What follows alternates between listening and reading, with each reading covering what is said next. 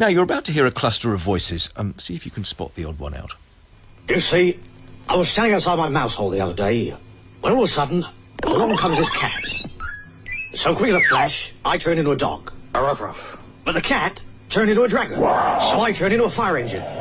How's that?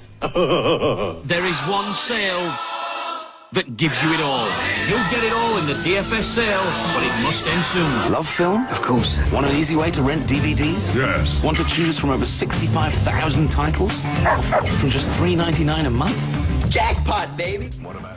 Well, the answer is the last one, which features the voice of actor and comedian Simon Pegg as himself. The other voices were all people trying to sound like someone else, sound-alike ads. In other words, the Tommy Cooper-style Lego ad features the voice of Roger Kitter, while the DFS ad sounds like the broadcaster Stuart McConey, but it is not him. According to the Radio Advertisement Bureau, there's a sharp rise in the number of sound-alike ads. They make up almost a quarter of all commercial radio advertisement output. And in some cases, they have audiences convinced that the voice they're hearing is that of a famous name.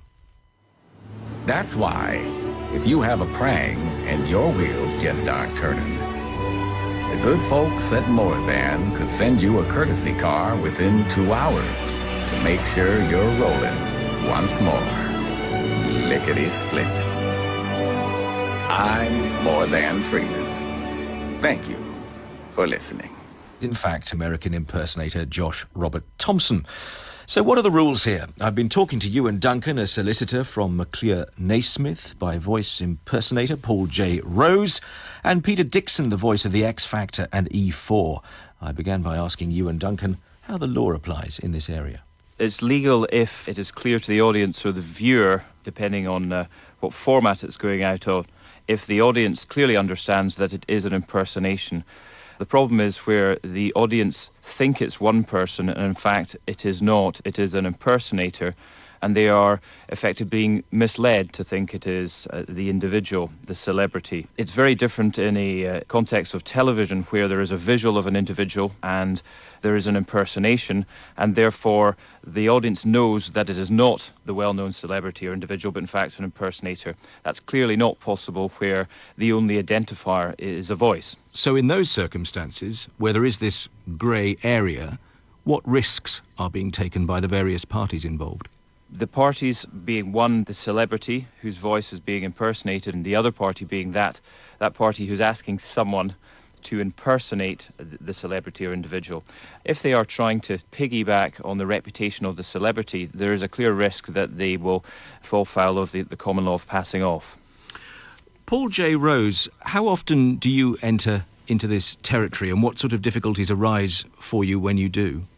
I do get asked quite a lot if I can sound like another celebrity, and I make sure that the client understands that the celebrity's voice is intellectual copyright and that without their permission I just wouldn't feel comfortable doing that particular impression. But there are occasions when one can perform, if you will, a sound-alike, where it's accepted in the minds, if you will, of the ears of the audience that this isn't the original person, but it's clearly meant to sound a little bit like it. So one has to find a very, very fine line. And certainly if someone were to phone me and say, oh, you know, we want someone to sound like the X Factor, and we've got Peter Dickson joining us today, I would immediately say, well, have you contacted Peter Dickson? You know, the man is available, he's easy to find, he's online. I don't want to take work away from another voiceover artist's mouth. I'm sure, Peter Dickson, you're mightily relieved to hear that.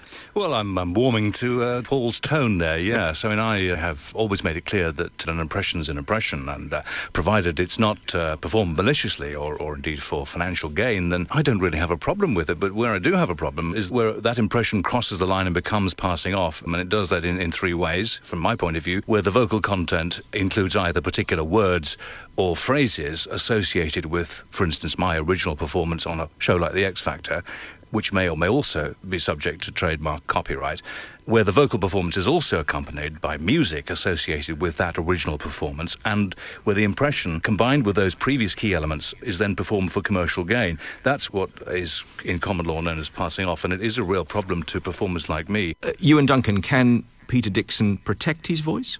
Yes, you can. Obviously, not smoking and sipping hot water and lemon is one way of protecting That wasn't it. quite what I was getting at. Yes, no, my apologies.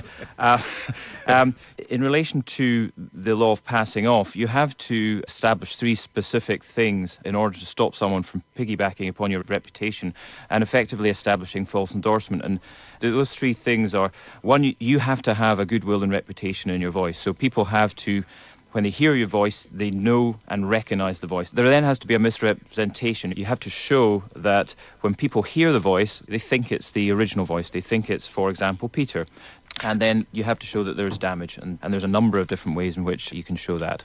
Peter Dickson, talk to me about your voice for a moment as well. We've just discussed smoking and honey momentarily. At what point did you discover that you had this clearly very valuable asset? And when did you first start to make use of it in the way that we now associate with you now? Well, I've been using my voice to feed my family for the last 20 years, or 30 years. I've been a voice artist. I haven't had a family for 30 years, but it's how I earn my living. I've always been fascinated by voices, ever since I was a young child, listening to my father's Bakelite radio with the valves inside it glowing, that lovely orange glow, and the wonderful smell that used to come out of that radio. I don't know what it is about old radios, they smell wonderful. I should seek help for this. But I was always very, very fascinated by radio, and I eventually was very fortunate enough to actually get a job. My very first job was with the BBC in London at BBC Radio 2, and I was an announcer there for a glorious 9 years, which were probably the most fun I've ever had in my working life. It's all I've done, Julian, and it's all I probably could do. I'm probably unemployable now. Paul J. Rose, how does that compare with your route to where you are? Aspirational, if you will. I'm still knocking on doors. From my own perspective, I'd always played around with silly voices in my youth and got involved in school plays, college plays, and what have you. What always attracted me to any given role was the ability to change my voice. I think at one point in college we did a performance of Oh What a Lovely War, and I played 17 different people and they had 17 different voices, and people were like, wow, he's pretty good. And I thought, well, thank you. Humility stepping forth. But I've done a range of other jobs and salesy jobs and tried my hand at radio, but it was only really when I was watching a cartoon one Friday night. It was South Park. Eric Cartman came out, said something, I instantly just repeated something that he said. I was having his biggest nightmares, he goes, and people were like, wow, how did you do that? And I thought, oh, it's just something I enjoy doing. And my friend said, well, you should probably do something about that. And not having a clue what to do, I bought some books, made some calls, just started knocking on doors, and continue to do so now. Going back to where we began this conversation, is there ever a doubt in your mind that by being able to do that, and perhaps very convincingly impersonate another, you might actually take work away from the real person you're impersonating? I think, again, my own modesty would creep in, so I'm probably not that good. But it really does happen, doesn't it? It does happen, absolutely, as I say. And Peter's a wonderful case in point. I mean, obviously, it's a voice that is associated with so much announcing and introduction of the big shows on TV at the moment that so many people will ask me, oh, can you do a Peter Dickson? And I said, well, no. I can do what we refer to as a voice of God, a big announcement, a big booming voice. But, if they want something to sound exactly like a particular personality, I want them to approach the personality, and they might very well say to me, well, yes, we've been in touch with certain people, but bottom line is we can't afford them. And obviously, the bigger the celebrity, the bigger the fee, at which point we'll come to an understanding that whilst it can be similar, it can have a similar feel to it, it cannot be passed off as the original. And as long as that understanding is there amongst all the parties concerned, I'm happy to do the work. Peter Dickson, are you worried about this, given your prominence now, that people are going to look to impersonate you and might do it rather well and might do you out of some work? And if so, what are you going to do about it? Well, I am worried about it. People say to me all the time, I hear you on everything. You're doing this ad, that ad. And quite frankly, it's not me. I have to say to them, look, it's somebody doing an impression of me. I've built up a reputation over 30-odd years and been fortunate enough to enjoy success in some of the biggest family-orientated shows on TV, like Price is Right, Britain's Got Talent, and X Factor, and so on. And when someone recently produced an iPhone app which contained elements of my voice where there was bad language used, that's an infringement of my brand, as you like, and also the brands that I'm associated with. And when there's damage caused like that, not only to my own financial well-being and income, but to my reputation, then I do feel that I have to take action. Peter Dickson, Paul J. Rose and Ewan Duncan.